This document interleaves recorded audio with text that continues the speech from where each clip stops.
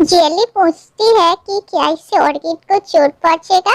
वो तुम्हें जानने की जरूरत नहीं है। इतने दिन ऑर्किड के साथ रहकर क्या तुम उसे फ्रेंड मानने लगी हो? फिर जेली बोलती है कि वो पैविलियन मास्टर और मैजेस्टी को धोखा नहीं देगी। तुम्हें क्या लगता है कि जब सबको पता चलेगा तुम एक स्पाई हो, तब तुम्हें शैंक्सुए प्यार करेगा और ऑर्किड अपना दोस्त मानेगी? और जहाँ तक मुझे याद है तुमने एक एंटीडोट खाई थी जो कि मैजेस्टी ने दिया था। तब शैंक्सुए और गार्ड्स आ जाते हैं और पैविलियन मास्टर चली जाती है। तभी शैंक्सुए जेली को देखकर पूछता है कि तुम यहाँ पर क्या कर रही हो? जेली बोलती है कि वो यहाँ पर ट्रेजर्स छुपाने आई है क्योंकि वो वीक ऑर्फन है जिससे सब bully करते थे, इसीलिए वो अपने साथ कोई ट्रेजर कैरी नहीं करती है। तब शैंक्सुए जेली को बोलता है कि तुम्हें डरने की कोई जरूरत नहीं है। ये साइलेंट मून पैलेस है और यहाँ पर मैं भी हूँ, कोई तुम्हें हर्ट नहीं कर सकता है। जेली बोलती है कि अगर लॉर्ड ने गुस्सा होकर मुझे स्टोन्स डिग करने के लिए सिल्वर लेक जाने को बोला तो तुम मुझे कैसे प्रोटेक्ट करोगे? शैंक्सुए बोलता है कि मैं तुम्हारे साथ सिल्वर लेक जाऊंगा और मैं स्ट्रांग हूँ तो मैं ज्यादा खोद पाऊंगा। तुम कुछ ज्यादा ही अच्छे हो। अगर तुम्हें एक दिन पता चले कि मैंने तुमसे झूठ बोला है तो तुम मुझसे और अच्छा बिहेव नहीं करोगे। शैंक्सुए बोलता है कि तुमने कितनी बार मुझसे झूठ बोला है, पर मैंने क्या तुम्हें कभी भी ब्लेम किया है? और अगर तुम मुझसे 100 बार या 1000 बार भी झूठ बोलो, मैं फिर भी तुम पे यकीन करूँगा। फिर जेली बोलती है कि ये सब नॉनसेंस बातें हैं, बोल के वो वहाँ से चली जाती है। शैंक्सुए बोलता है कि मैं सीरियस हूँ। रात में जब ऑर्किड सो रही थी, जेली वहाँ पर आती है। उसे याद आता है कि उसने हाशी सिटी के लॉर्ड से एंटीडोट लिया था और उनके लिए काम करने का वादा किया था। हाशी सिटी के लॉर्ड ने उससे कहा था कि तुम्हें ऑर्किड को साइलेंट मून पैलेस से बाहर लाना पड़ेगा। जेली ना चाहते हुए भी वो ब्लड ऑर्किड बोन में दे देती है। फिर orchid mountain and moon festival के लिए ब्रिज पे जाती है।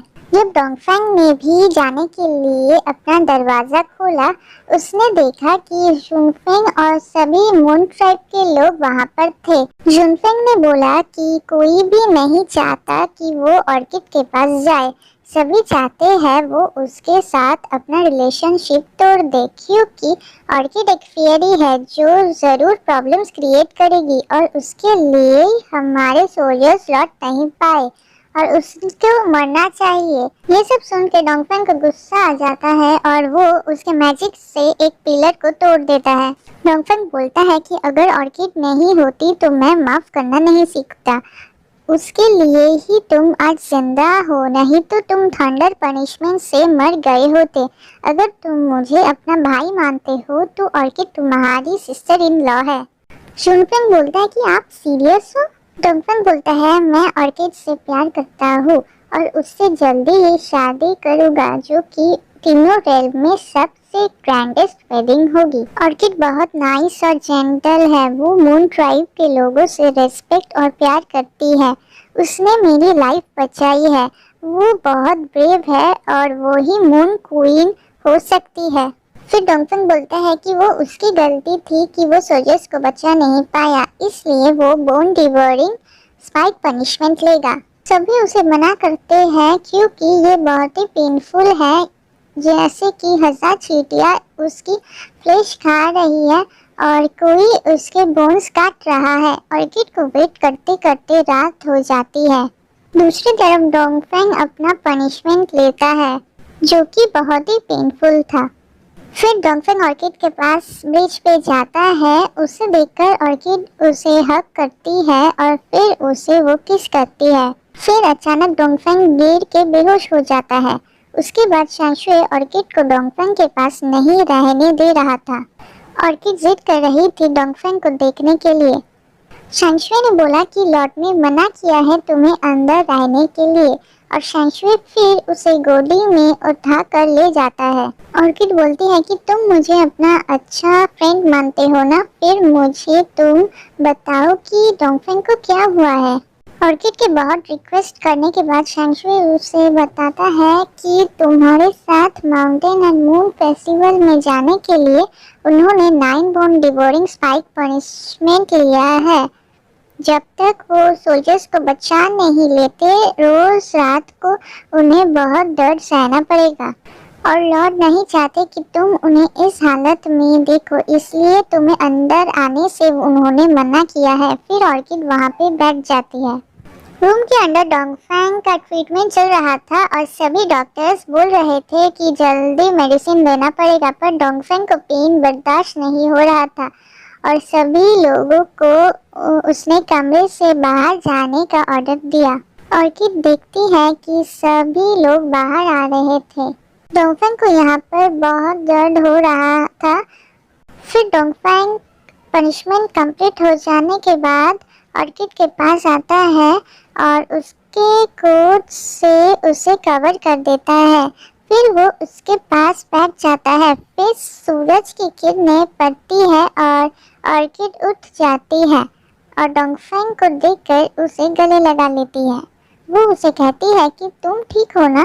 डोंगफेंग कहता है मुझे तुम्हें कुछ दिखाना है। फिर हम देखते हैं कि डोंगफेंग उसे एक जगह पे ले जाता है जहाँ पे सभी मेड्स और गार्ड्स गिफ्ट्स लेके खड़े थे। फिर एक एक करके वो गिफ्ट्स दिखाने लगे, पर ऑर्किड बोलती है कि तुम मुझे ये सब क्यों दिखा रहे हो? डोंगफेंग सभी को वहाँ से जाने का इशारा करता है और फिर ऑर्किड को उसके ट्रेजर की चाबी देता है। फिर ऑर्किड बोलती है कि तुम्हें ये सब करने की ज़रूरत नहीं है। मैंने शैंक्चुई को पूछा है कि तुम इस पनिशमेंट से मर नहीं जाओगे, सिर्फ तुम्हें दर्द होगा। डोंगफेंग बोलता है कि मुझे तुमसे कुछ बोलना है। ऑर्किड भी बोलती है मुझे भी कुछ कहना है। डोंगफेंग बोलता है मैं पहले बोलूँगा। ऑर्किड बोलती है नहीं। डोंगफेंग बोलता है मेरी बात ज़्यादा इम्पोर्टेंट है। तभी ऑर्किड उसे एक पौधे का ब्रेसलेट देता है और बोलती है कि क्या तुम मुझसे शादी करोगे? मैं सिर्फ तुमसे ही प्यार करूँगा। डोंगफेंग चुप रहता है। ऑर्किड बोलती है कि तुम मुझसे शादी नहीं करना चाहते? तभी डोंगफेंग वो पहन लेता है और ऑर्किड खुश हो जाती है। वो किस करने जाती है तभी जुनफेंग आ जाता है और बोलता है कि आप इससे शादी नहीं कर सकते, क्योंकि हमारे एंसेस्टर यानवी ने एक रूल बनाया था कि मून ट्राइब और फेरीज के अंदर शादी नहीं हो सकता है। मीटिंग के समय डोंगफेंग बोलता है कि वो ये रूल नहीं फॉलो करेगा, वो फुजू केव में नहीं जाएगा। सभी बोलते हैं कि हम ये रूल नहीं तोड़ सकते हैं। डोंगफेंग गुस्से में बोलता है कि मैं इस रूल को तोड़ूंगा। इसके बाद अगर किसी ने इसके ऊपर बात किया तो मैं उसे मार डालूंगा। तब सब चुप हो जाते हैं। फिर वहाँ पर ऑर्किड आती है और बोलती है मैं फुजू केव में जाऊंगी। डोंगफेंग बोलता है बिल्कुल नहीं। ऑर्किड बोलती है कि मैं तुम्हारे साथ रहना चाहती हूँ, तुम मेरे साथ ये सब ना करके भी रह सकते हो।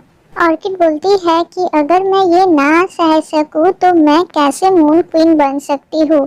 फिर वो दोनों झगड़ा करते हुए बाहर आते हैं। डोंगफेंग उसे फुजू केव में जाने नहीं दे रहा था।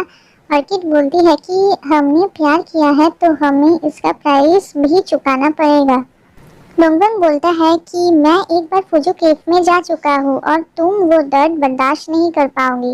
ऑर्किड बोलती है कि तुमने मून सुप्रीम का पोजीशन खुद से हासिल किया है तो मैं भी खुद से अपने पावर से मून क्वीन बनूंगी।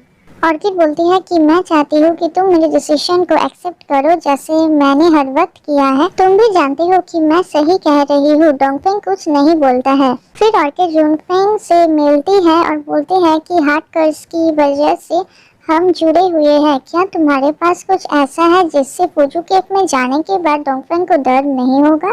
डोंगफेंग ऑर्किड को मेडिसिन का बोतल देता है और बोलता है कि ये लेने के बाद डोंगफेंग को दर्द नहीं होगा।